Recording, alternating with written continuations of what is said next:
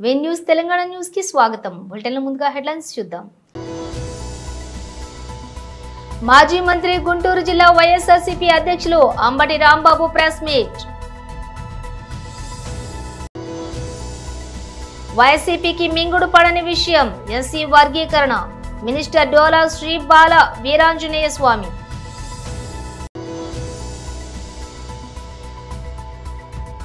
అసెంబ్లీలో మాట్లాడుతున్న BRS MLA పాడి కౌశిక్ రెడ్డి. తెలంగాణకు ₹1 బీహార్కేమో ₹6 రేవంత్ రెడ్డి.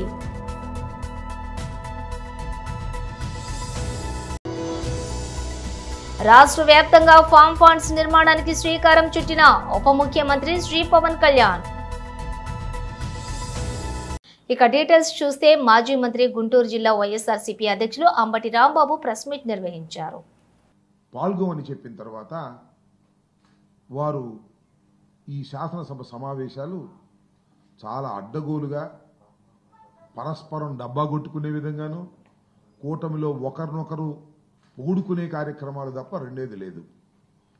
శాసనసభకు ప్రతిపక్షం వస్తే మేము సరిగ్గా సమాధానాలు చెప్పలేము, చర్చలో పాల్గొలేము అనేటువంటి భయంతో ప్రధాన ప్రతిపక్షం రాకోకుండా, ప్రధాన ప్రతిపక్ష హోదా ఇవ్వకపోతే రాకోకుండా పోతారనేటువంటి ఉద్దేశంతో వ్యవహరించినటువంటి సందర్భాలు ఉన్నాయి. ఈ సందర్భం వలన టోటల్గా శాసనసభ సమావేశాలంటేనే ఆంధ్ర రాష్ట్రంలో లేదా దేశంలో అసలు చర్చ ఏం జరుగుతుంది, అడిగిన ప్రశ్నలకు ఏం సమాధానం చెప్తారు, ఏ వాస్తవాలు బయటకు వస్తాయి అనేటువంటి ఉద్దేశంతో ఉత్కంఠతో రాష్ట్రంలో ఉన్నటువంటి ప్రజానీకం టీవీలో లైవ్లు చూస్తారు.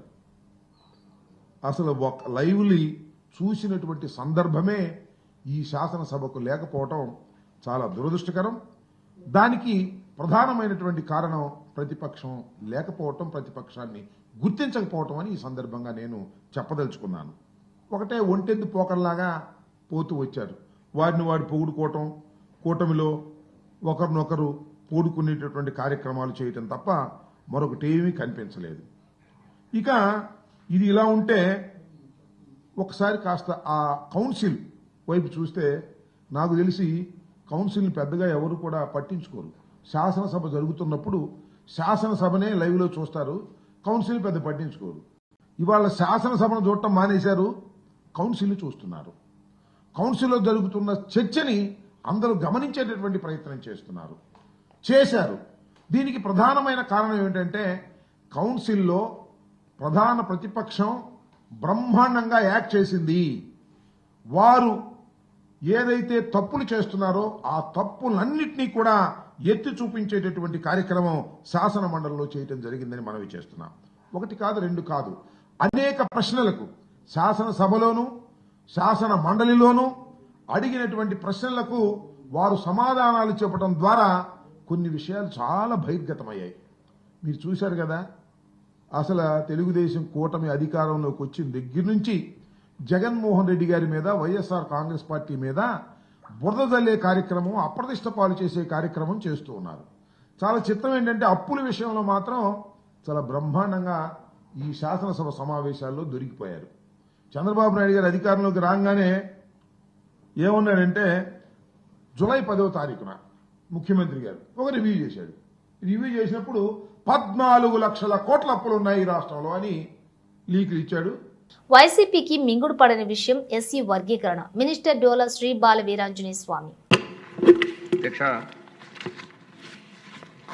మన ప్రభుత్వం ఎన్డీఏ భాగస్వామి పక్షాలు ఎన్నికల ముందు ఎస్సీ వర్గీకరణ చేపడతాయని చెప్పడం జరిగింది. అధ్యక్ష, తెలుగుదేశం, జనసేన, బీజేపీ పార్టీలు ఆ రోజు కూడా జిల్లాల యూనిట్గా చేయాలి అనే విధంగా మనం వెళ్ళడం జరిగింది. అధ్యక్ష, ముఖ్యమంత్రి గారిని అయితే నేను గత 16-17 సంవత్సరాలుగా ముఖ్యమంత్రిగా దగ్గర నుండి చూసిన దాని ప్రకారం చంద్రబాబు నాయుడు గారు సమాజంలో ప్రతి ఒక్కళ్ళు కూడా అన్ని విధాలా అభివృద్ధి చెందాలి అనేటువంటి లక్ష్యంతో ముందుకెళ్తున్నారు. అధ్యక్ష, ఆ రోజు మొదట్లో వర్గీకరణ చేసింది మన ప్రీతమ నాయకులు చంద్రబాబు నాయుడు గారు చేశారు. అధ్యక్ష, తర్వాత న్యాయపరమైన సమస్యలు, అవరోధాలు జరిగినాయి. అధ్యక్ష, ఒకసారి తీసుకుంటే ఎస్సీ ఎస్టీల సంక్షేమం కోసం పాటుపడింది అందరికి కూడా బాగా తెలుసు అధ్యక్ష. అన్న ఎన్టీ గారు తెలుగుదేశం పార్టీ పెట్టినప్పటి నుంచి జరిగిన అధ్యక్ష.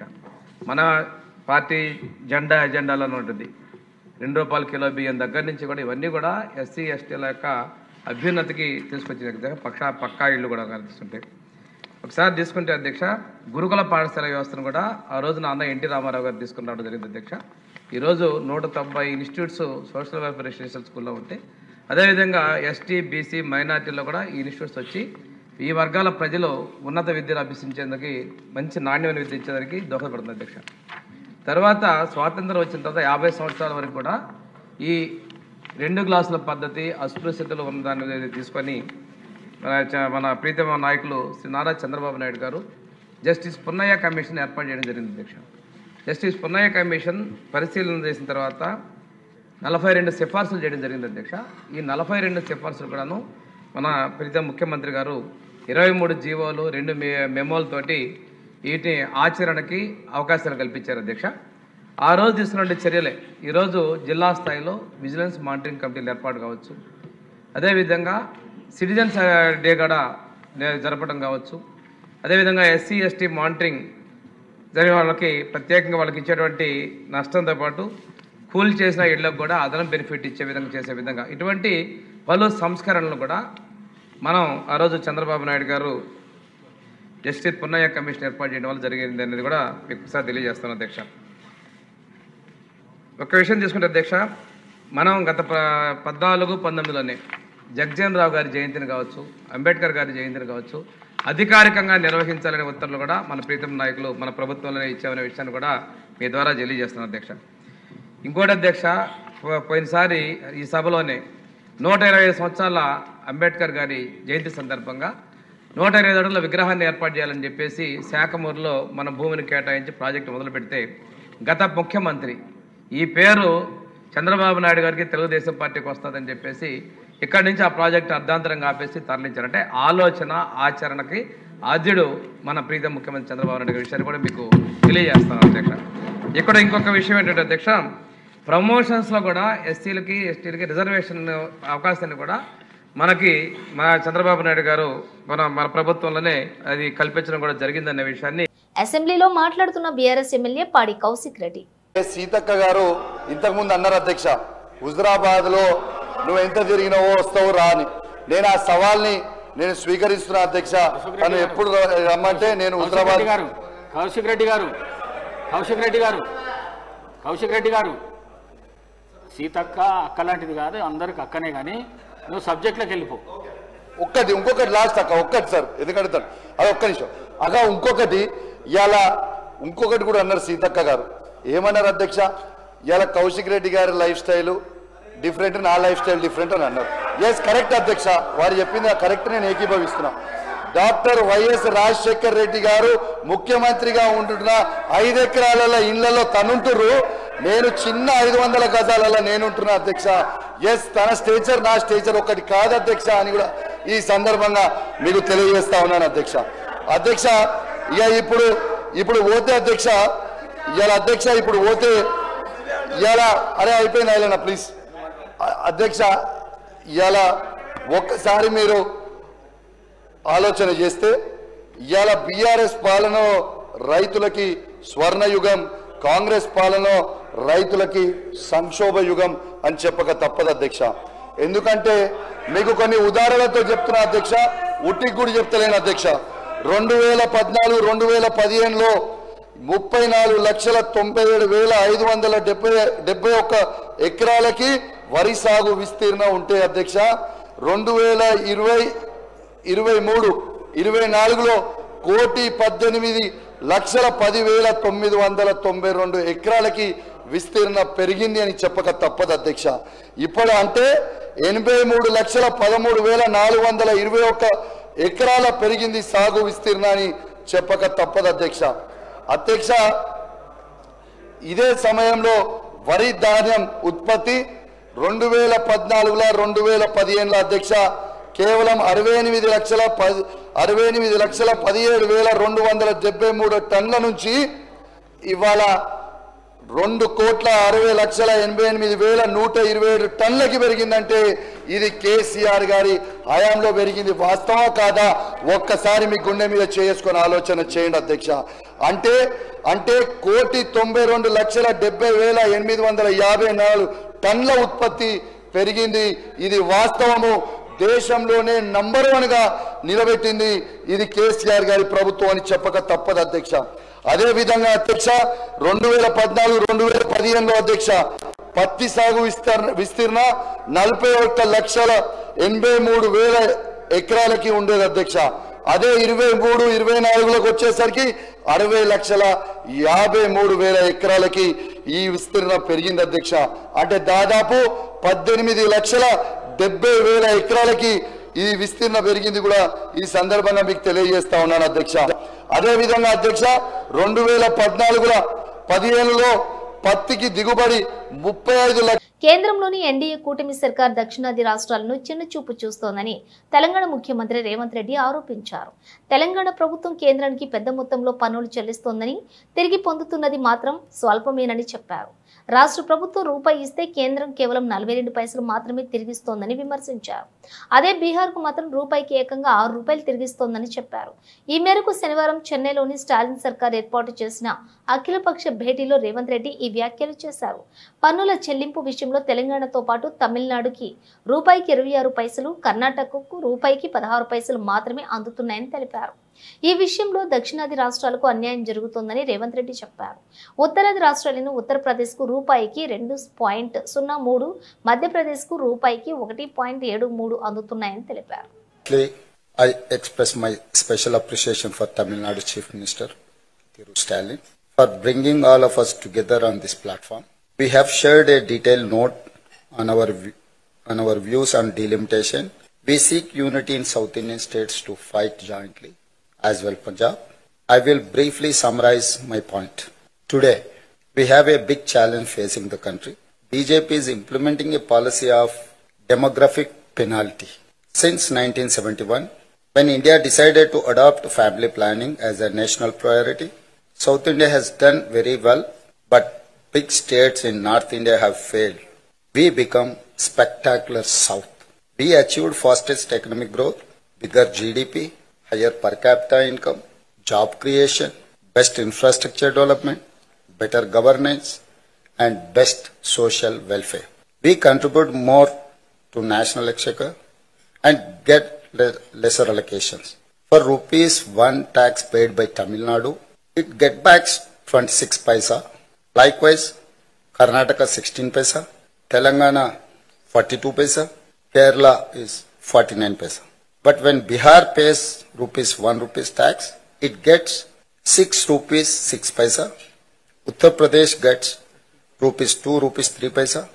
Madhya Pradesh gets 1 rupee 73 paisa. We are one country. We respect it.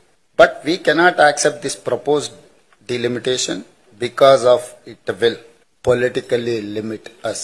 It will punish us for being performing states. We have to stop BJP for implementing any unfair delimitation.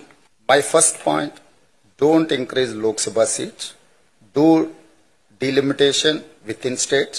In 1976, Prime Minister Srimati Indira Gandhi did delimitation without increasing any seats because it will create imbalance of political power between states.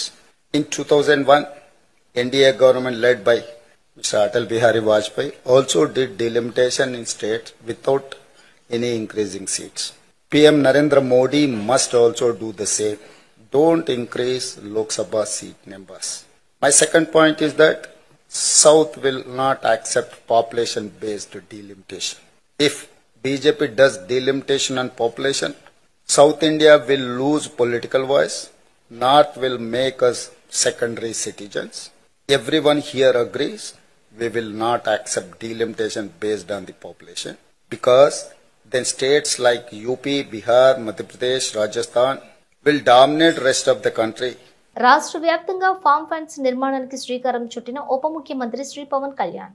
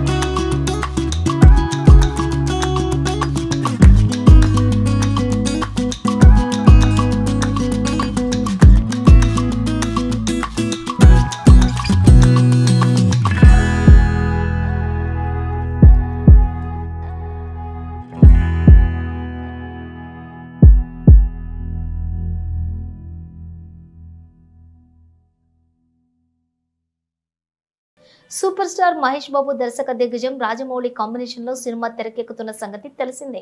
ఒడిశాలోని ఈ cinema తొలి schedule చిత్రీకరణ పూర్తి చేసుకుంది. ఈ cinema గురించి సంగీత దర్శకుడు Oscar award winner Keeravani ఆసక్తికర వ్యాఖ్యలు చేశారు. ఇలాంటి కాన్సెప్ట్ తో సినిమా రావటం తన జీవితంలో చూడలేదని ఆయన అన్నారు. ఈ సినిమా జోనర్ మాత్రమే సాహసం కాదని, ఈ సినిమాకు సంగీతాన్ని అందించడం తనకు అడ్వెంచర్ తో కూడుకున్న పని అని చెప్పారు. ఇది చాలా కష్టమైన ప్రయాణమని, కానీ తనపై పెట్టిన నమ్మకాన్ని నిలబెట్టుకోవాలని అన్నారు. సరికొత్త సౌండ్స్ ని ఈ జోనల్ కోసం సృష్టించబోతున్నానని చెప్పారు. ఈ సినిమాకు సంగీతాన్ని అందించడానికి ఛాలెంజ్ గా తీసుకున్నానని అన్నారు. పోలీసులను చులకనగా చూడొద్దు అంటున్న special police state secretary Dharmachandu. Tirupati సిటీలోనే కాకుండా బయట సిటీల్లో కూడా పోలీసులు బండి ఆపారు అంటే ఎందుకోసం ఆపారు ఏంటి అని తెలుసుకోకుండా మాకు మీ కన్నా పై ఆఫీసర్ తెలుసు అంటూ పోలీసులను చులకనగా మాట్లాడుతూ ఉన్నారు. ఇక కాబట్టి అలా చేయకండి అంటున్న ధర్మచందు. ముఖ్యంగా యువత గంజాయి మతలు చాలా అక్రమాలకు పాల్పడుతున్నారని, యువత అంతా కూడా మంచిగా చదువుకుని అధికారులకు గాని తల్లిదండ్రులకు గాని మంచి పేరు తేవాలని, ట్రాఫిక్ నిబంధనలు కూడా పాటించాలని ఈ సందర్భంగా ధర్మచందు మన తిరుపతి ప్రెస్ క్లబ్ లో ప్రెస్ మీట్ నిర్వహించారు. అందరికీ నమస్తే అండి. నా పేరు ధర్మచందు. నేను Andhra Pradesh special police officer association state secretary అండి. ఈరోజు ముఖ్యంగా ప్రజలందరూ కూడా చెప్పడం ఏమంటే, అందరూ కూడా పోలీస్ వ్యవస్థని గౌరవించండి. పోలీస్ వ్యవస్థ అంటే చాలా కఠోర శ్రమ ఉంటుంది. సో ప్రజల కోసం అనినిత్యం కష్టపడే శాఖ పోలీస్ శాఖ. నిరంతరం ప్రజల రక్షణ కోసం శ్రమిస్తూ ఉంటారు. పోలీసులు కష్టం వస్తే మాత్రం ఎవరూ నిలబడరు. పండగ వచ్చినా పోలీసు కావాలి, రోడ్డు మీద యాక్సిడెంట్ జరిగినా పోలీసు కావాలి, మన ఇంట్లో దొంగతనం జరిగినా పోలీసు కావాలి, ఎలక్షన్ వచ్చినా పోలీసు కావాలి, ఆ ఓటింగ్కి పోలీసు కావాలి, ప్రజాప్రతినిధులందరికీ కూడా పోలీసులు కావాలి. కానీ పోలీసుకి కష్టం వస్తే మాత్రం ఎవరు పట్టించుకోరు. దయచేసి పోలీస్ డిపార్ట్మెంట్ని గౌరవించండి. పోలీస్ అనే వ్యవస్థ లేదు అంటే దొంగతనాలు జరుగుతాయి, దోపిడీలు జరుగుతాయి, మర్డర్లు జరుగుతాయి, పక్కింటోళ్ళు కొట్టుకుంటారు, ఇంకొకరు వీళ్ళు వచ్చి దాడి చేస్తారు, ఎన్నో అనర్థాలు జరుగుతాయి. పోలీసుని గౌరవించడం లేదు. యువత కూడా సరే, యువత చాలా వరకు చెడు అలవాట్లకు బానిసలుగా మారుతున్నారు. ఈ చెడు అలవాట్లకు బానిసలు మారుతున్న పోలీసులు ఏమీ చేయలేరు. పోలీసుని చులకనగా చూస్తున్నారు. పోలీసు ఎంత సోపట్టుకైనా సరే ప్రజలు అని పోతున్నారు. కాబట్టి ఈరోజు ఇంత శాంతి భద్రతలు కూడా అభాగండాలు గడవకుండా ప్రజలు ఎంత సంతోషంగా ఉన్నారంటే దానికి కారణం పోలీసులే. యువత కూడా ఈ గంజాయికి ఎక్కువ అడిక్ట్ అవుతున్నారు. దీనిని కొద్దిగా దూరం పెడితే యువత కూడా చాలా వరకు బాగుపడతారు. స్కూల్స్లలో కావచ్చు, దెన్ కాలేజీలలో కావచ్చు, ఫ్యాకల్టీస్, ఈ టీచర్స్ కూడా సరే ఈ పిల్లల్ని కొద్దిగా అవేర్నెస్ చేస్తూ వాళ్ళని కొద్దిగా మొబిలైజ్ చేస్తే చాలా బాగుంటుంది. దయచేసి ప్రజలందరూ కూడా ఈ పోలీస్ డిపార్ట్మెంట్ని గౌరవించండి. దయచేసి నా విన్నపం అండి ఇది. దయచేసి అందరూ కూడా దీన్ని పాటిస్తారని కూడా కోరుకుంటున్నాను. Thank you. ధర్మచంద్ర గారు, గతంలో మీరు ఏదో సమస్యతో బాధపడుతూ చాలా వీడియోలు అయితే వైరల్ అయ్యాయి. దానిపైన మీ ఎక్స్ప్లెనేషన్ ఏంటండి? అంటే మా వాళ్ళకి గత ప్రభుత్వంలో అన్యాయం జరిగింది, అది అందరికీ తెలిసిందే అండి. ఇప్పుడు కూటమి ప్రభుత్వం ఏర్పడినప్పుడు పవన్ కళ్యాణ్ గారు కూడా ఒక లెటర్ ఇచ్చారు. దెన్ నారా చంద్రబాబు నాయుడు గారు కూడా హామీ ఇవ్వడం జరిగింది. సో న్యాయం జరుగుతుందని తిరుగుతున్నాము. సో ఆ జీవోను కొద్దిగా అన్హోల్డ్ చేసి మా వాళ్ళందరికీ, మా స్పెషల్ పోలీస్ ఆఫీసర్లకు ప్రభుత్వం అండగా ఉండాలని కోరుకుంటున్నాను. కానీ ఖచ్చితంగా జరగాలండి. అది we have to right to ask. మా హక్కుతో మేము అడుగుతున్నాము. సో ప్రభుత్వం ముందుకు వచ్చి ఈ కొద్దిగా స్పందించారు. కొద్దిగా త్వరగా ఆ జీవోను కొద్దిగా హోల్డ్ తీసి మా వాళ్ళని ఆదుకోవాలని వేడుకుంటున్నానండి. అంటే ప్రభుత్వం ఏ విధంగా మీకు స్పందించింది? ఏ విధంగా అంటే ఇప్పుడు మేము వెళ్తుంటే మమ్మల్ని సానుకూలంగా పిలుస్తున్నారండి, సానుకూలంగా కలుస్తున్నారు. చంద్రబాబు నాయుడు గారు కావచ్చు, దెన్ పవన్ కళ్యాణ్ గారు కావచ్చు. వైఎస్ఆర్ కాంగ్రెస్ పార్టీ అధికార ప్రతినిధి భూమన కరుణాకర్ రెడ్డి మాట్లాడుతూ అలిపిరి సమీపంలో ముంతాజ్ హోటల్ నిర్మాణంకు ఇచ్చినటువంటి అనుమతులు రద్దు చేయడం స్వాగతిస్తున్నాము. సాధువులు పీఠాధిపతులు చేసిన పోరాటానికి జడిసి అనుమతులు చంద్రబాబు రద్దు చేశారు. కాళ్లు పట్టుకుని పూజించే సాధువులను కూటమి ప్రభుత్వం మెడలు పట్టుకుని గెంటివేయటం, దేశం మొత్తం సాధువులంతా ఏకమవుతున్న తరుణంలో ముంతాజ్ హోటల్ నిర్మాణం అనుమతులు రద్దు చేశారు. హిందూ ధర్మం కాపాడతామంటూ మాటలకి పరిమితం, ఆచరణలో లేదు. స్వామీజీలు చేపట్టిన పోరాటానికి వైఎస్ఆర్ కాంగ్రెస్ పార్టీ ఎప్పుడూ అండగా ఉంటుంది. ముఖ్యమంత్రి చంద్రబాబు నాయుడు గారు ఈరోజు అలిపిరి దగ్గర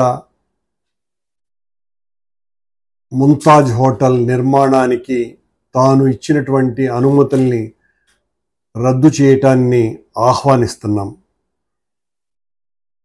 మనం కాళ్ళు పట్టుకొని పూజించేటువంటి సాధువులని మెడలు పట్టి గెంటివేసి కొండ మీద నుంచి అత్యంత దారుణంగా వ్యవహరించిన తరువాత దేశమంతా కూడా సాధువులు ఒక్కటవుతున్నటువంటి పరిస్థితులలో ఈ కూటమి ప్రభుత్వం మాటలలో ధర్మాన్ని పరిరక్షించటం అనే నినాదం మాత్రమే తప్ప ఆచరణలో హిందూ ధర్మానికి పూర్తిగా వ్యతిరేకంగా వ్యవహరిస్తున్నది అని మొత్తం హిందువులంతా కూడా పెద్ద ఎత్తున ఆందోళన పడుతూ దీన్ని సాధు పుంగవులంతా కాషాయాంబరదారులంతా ఒక్కటై కూటమి ప్రభుత్వం ధర్మం ముసుగులో అధర్మాన్ని పెద్ద ఎత్తున చేస్తున్నది తిరుమల ధార్మిక క్షేత్రాన్ని అడ్డు పెట్టుకొని అని వాళ్ళు చేసినటువంటి చెయ్యబోయేటువంటి కార్యాచరణను కనుగొన్నటువంటి చంద్రబాబు గారు ఈ రోజున ముంతాజ్ హోటల్ నిర్మాణానికి అనుమతులు రద్దు చేస్తానని చెప్పటం మంచి పరిణామం. సాధువులంతా పీఠాధిపతులంతా ఈ రకంగా ధర్మ పరిరక్షణ కోసమని నడుం బిగించటాన్ని వైఎస్ఆర్ కాంగ్రెస్ పార్టీ మనస్ఫూర్తిగా స్వాగతిస్తున్నది. మీరు చేసేటువంటి ధర్మ పోరాటంలో వైఎస్ఆర్ కాంగ్రెస్ పార్టీ ఎల్లవేళలా అండగా నిలుస్తుందని ముకుళిత హస్తాలతో ప్రార్థిస్తూ మీరు చేసినటువంటి ఆందోళన అజరామరమైనటువంటిది. ఇలాంటివి జరగవలసినటువంటి అవసరం ఉన్నది. మాలాంటి రాజకీయులం మాట్లాడితే అది ఒక రాజకీయ విమర్శగా కొట్టివేయటం చంద్రబాబు గారికి రివాజు.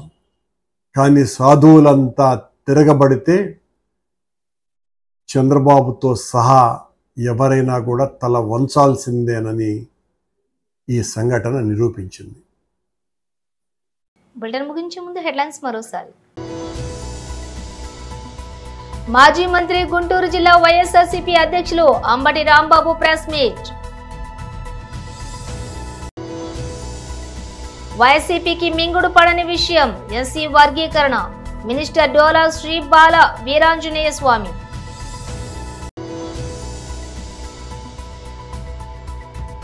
అసెంబ్లీలో మాట్లాడుతున్న బీఆర్ఎస్ ఎమ్మెల్యే పాడి కౌశిక్ రెడ్డి. తెలంగాణకు ₹1 బీహార్కేమో ₹6 రేవంత్ రెడ్డి.